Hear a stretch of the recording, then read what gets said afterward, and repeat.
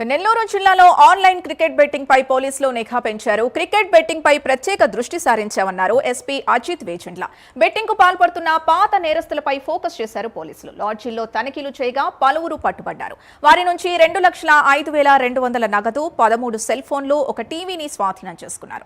28 బ్యాంకుల ద్వారా బెట్టింగ్ ఖాతాలు నిర్వహించారని గుర్తించారు. ఐపీఎల్ సీజన్లోనే ఆర్థిక లావాదేవీలుండగా 37 లక్షల లావాదేవీలు జరిగాయని గుర్తించారు. రాధే ఎక్సే యాప్ ద్వారా ఫరియాజ్ అనే వ్యక్తి బెట్టింగ్ కు పాల్పడుతున్నట్టు పోలీసులు నిర్ధారించారు. కొండూరు రాజు, ఫరియాజ్ గ్యాంగ్ తో పాటు మొత్తం 14 మంది నిందితుల్ని అదుపులోకి తీసుకున్నారు. ఈ కేసులో ఇప్పటికే 12 మంది అరెస్ట్ చేయగా మరో 2 కోసం గాలిస్తున్నారు. ఆన్లైన్ క్రికెట్ బెట్టింగ్ సిండికేట్ ని అనర్త్ చేయడం జరిగింది నెల్లూరు జిల్లాలో. సో దాని గురించి వివరించడానికి మీ అందరినీ ఇక్కడ పిలవడం జరిగింది.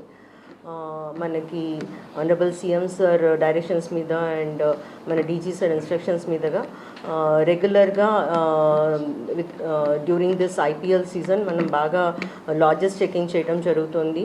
And online gambling and cricket betting మీద పాస్ట్ అక్యూజ్డ్ అందరి ఇన్ఫర్మేషన్ తీసుకొని సర్వేలెన్స్ చేయడం జరిగింది. సో అది చేస్తున్న పనిలో ఈ సండే చేసిన లాడ్జెస్ చెకింగ్లో మనకి ఒక లాడ్జ్లో ఇన్స్పెక్టర్ దర్గామిట్టా అండ్ టీం వెళ్ళినప్పుడు మనకి 4 అక్యూజ్డ్ దొరికారు. వాళ్ళు ఈ రాధే ఎక్స్చేంజ్ యాప్ మీద లైవ్ క్రికెట్ బెట్టింగ్ చేయడం జరుగుతుంది. అప్పుడు సో లైవ్ ట్రాన్సాక్షన్స్ జరుగుతుండగా మనం వాళ్ళని పట్టుకున్నాము. ఆన్లైన్